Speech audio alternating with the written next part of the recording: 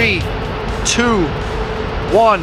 Oh, it's my turn to tell you a little bit about what I'm bringing to this Orion festival that is upcoming in about a month or so. As you know, the other guys, James is bringing cars and Kirk is bringing, you know, what's he bringing? He's bringing like horror stuff, right? And the boys are going surfing and all kinds of stuff. My big passion, my big thing away from music is film. So I thought, what better thing to bring to the Orion Festival than a little bit of film culture.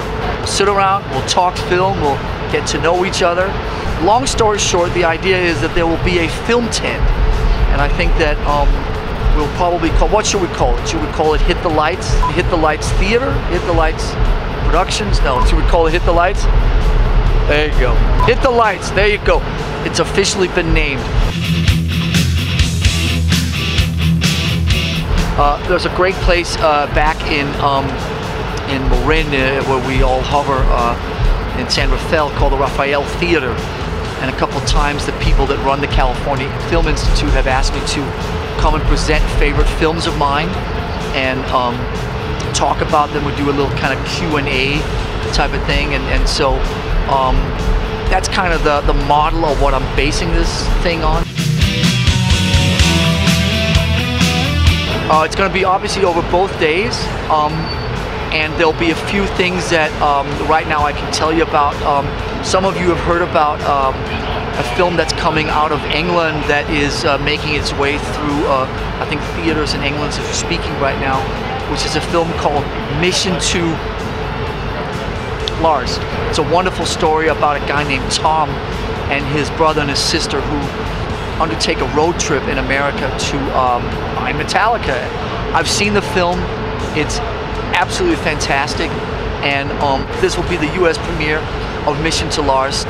We're going to bring my father and his film to the film tent also. It's called Before the Wall, and I'm in that film, and I actually contributed the musical soundtrack, the musical landscape. I don't want to say the word music because it's really more soundscapes and noises, and it's all triggered from drum pads where we had programmed the hitting of a tennis ball and some crazy sounds into these triggering things, and then I sat and did a very abstract sound layering type of thing that's all over this movie. My father made it. You know him, you love him, you can't live without him. I'll bring him out, and once he's done shaking every one of your hands for 15 minutes each, then we'll have a little bit of a chat, and it'll be a really good time. There's a movie premiering on HBO called Hemingway and Gellhorn, which stars Clive Owen and Nicole Kidman. And I was offered a part in that film when it filmed in San Francisco about 15 months ago in the spring of 2011.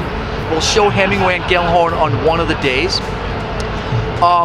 The other day, I have a very special guest that I want to bring. In 2010, the absolute favorite film of mine that came out is an American film made by a wonderful director from New York City, Derek Cianfrance, and he made what for me was, I think I may have said this already, the best film of 2 years ago.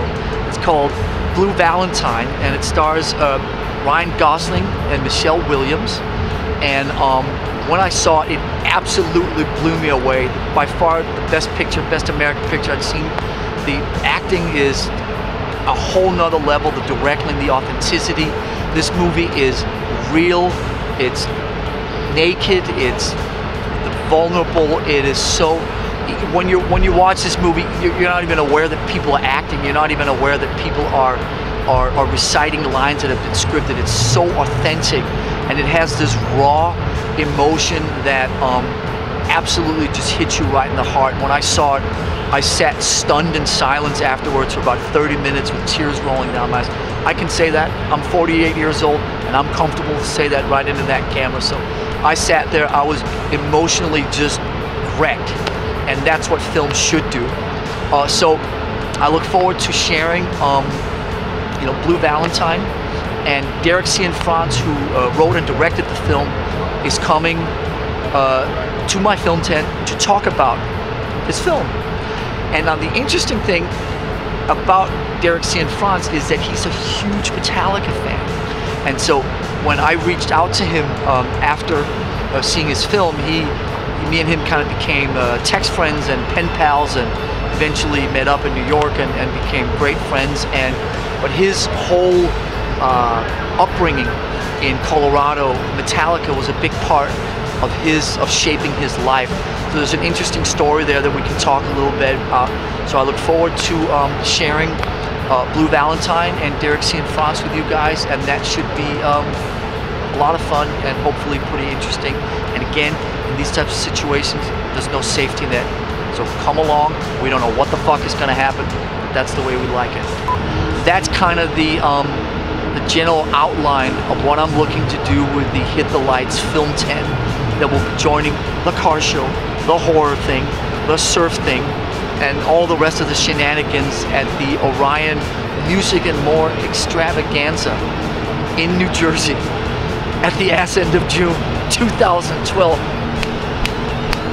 Fuck yeah.